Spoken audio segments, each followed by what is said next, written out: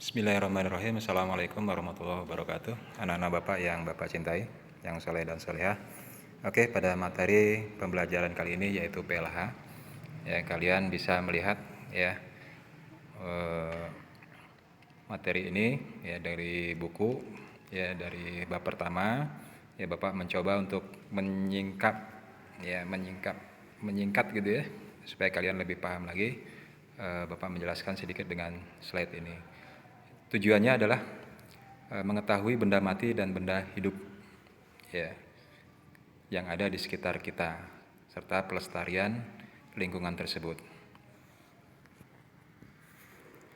Ya, ini pelajaran pertama, pelestarian lingkungan. Ya. Kalian tahu apakah lingkungan itu? Nah, lingkungan adalah ruang yang kita tempati. Jadi lingkungan tidak jauh dari kita. Kita di mana kita berada, disitulah lingkungan. Nah, lingkungan dibedakan menjadi dua, yaitu lingkungan biotik dan abiotik. Nah, lingkungan biotik, ya unsur-unsurnya diantaranya adalah, nah ini manusia, hewan, tumbuhan. Ya, ini lingkungan biotik. Ya, kemudian ada lingkungan abiotik, unsur-unsurnya apa saja? Ada udara, ada batu, ada tanah, ada air di sekitar kita. Nah, itu semuanya namanya bagian unsur dari lingkungan abiotik. Oke, lihat contohnya lingkungan biotik. Ini ada di sekitar kita, ya.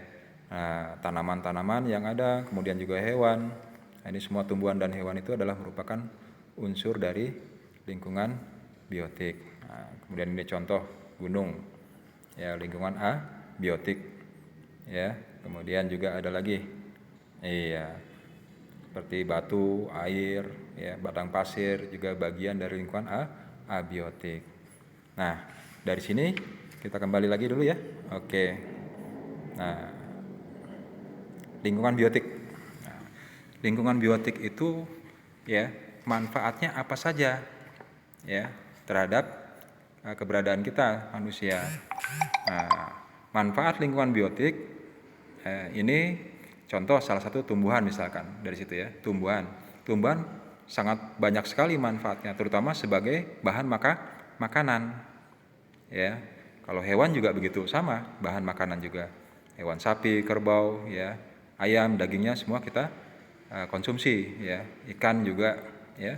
Nah, kemudian juga ada sebagian hewan yang kita ambil kulitnya ya, kemudian bulu dombanya misalkan ya, sebagai apa? Sebagai bahan dasar membuat pakaian.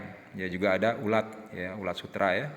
Nah, itu semuanya bermanfaat untuk kita, itu manfaatnya ya. Kemudian juga hewan dan tumbuhan. Nah, kalau tumbuhan banyak, selain bahan pangan tadi juga bahan yang kita gunakan sehari-hari seperti meja, kursi yang kita duduki ya, itu terbuat dari kayu kan. Nah, yang terbuat dari kayu itu ya semuanya berasal dari tumbuhan. Nah, itu manfaat dari lingkungan biotik di sekitar kita. Nah, sekarang manfaat dari lingkungan abiotik. Nah, manfaatnya apa? Ya, seperti batu, udara, ya, tanah, air. Manfaatnya dalam kehidupan kita sehari-hari apa? Ya, kalau udara kita tahu ya sebagai apa? Sebagai oksigen ya. Nah, di mana kita membutuhkan ya untuk apa? Untuk bernapas ya. Kemudian batu. Ya, batu ini bahan bangunan, bisa digunakan untuk membangun rumah, membangun gedung dan lain sebagainya. Ada lagi unsur lainnya yaitu tanah. Nah, tanah ini juga sangat bermanfaat untuk apa? Untuk bercocok tanam. Nah, itu dimanfaatkan ya. Untuk bercocok tanam padi, sayuran, buah-buahan, ya semua ya ditanam ya dengan menggunakan media tanah. Nah, kemudian air. Nah, sama air juga. Ya, unsur abiotik ini sangat penting bagi kehidupan manusia. Ya, perlu sekali kita dengan keberadaan air dimanapun kita berada. Ya, untuk apa? Pertama untuk minum, kedua untuk mandi, ketiga untuk memasak. Ya, kemudian yang lainnya untuk mengairi tanaman. Ya, kemudian sampai juga air itu bisa kita gunakan untuk apa? Membuat pembangkit tenaga listrik. Nah, ini ya sangat bermanfaat baik ya lingkungan biotik dengan abiotiknya dalam kehidupan kita semuanya. Makanya bagaimana cara untuk melestarikannya tadi? Ya, ini contoh-contoh ya kelestarian hutan, kelestarian binatang, ya semuanya kita butuhkan, kita perlukan sebagai apa? Sebagai bentuk keseimbangan dalam kehidupan kita. Kalau semuanya punah, kita akan punah. Ya, tidak ada tanaman, tidak ada hewan, ya, kita bagaimana? Tidak seimbang kan alam ini. Nah, makanya perlu dilestarikan, dijaga ya untuk kita bisa apa? Berkesinambungan ya, apa keseimbangannya antara unsur biotik, abiotik dalam kehidupan manusia itu sendiri. Nah, makanya dalam melestarikan ini kita harus apa? Harus mampu ya, harus bisa melakukan penjagaan dengan baik dengan cara pertama menanam pohon di sekitar kita. Kemudian kedua tidak membakar sampah ya, kemudian juga tidak membuang sampah sembarangan. Nah, ini semuanya akan mendatangkan ketidakbaikan dalam lingkungan. Ya, tanaman kita tanam akan menghasilkan ya oksigen untuk udara kita, pernapasan kita dengan baik. Ya, kemudian tidak membakar sampah. Kenapa? Karena asapnya akan mengotori udara dan mengganggu ya mengganggu pernapasan kita untuk menghirup oksigen yang baik kan gitu. Nah, itu dengan pembakaran. Buang sampah sembarangan juga begitu. Jangan membuang sampah sembarangan.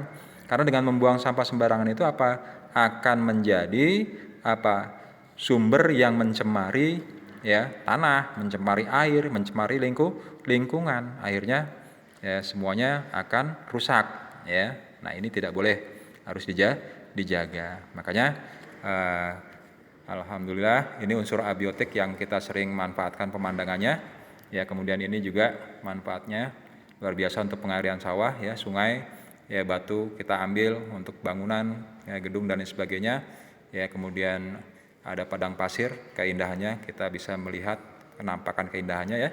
Nah, ini semuanya harus kita jaga dengan baik ya. Ini dari lingkungan abiotik ya. Nah, untuk itu dalam kesempatan ini kesimpulannya adalah bagaimana kita mengerti, memahami ya, pertama adalah unsur biotik dan abiotiknya yang di dalamnya ada apa saja ya. Kalau biotik adalah manusia, hewan dan tumbuhan.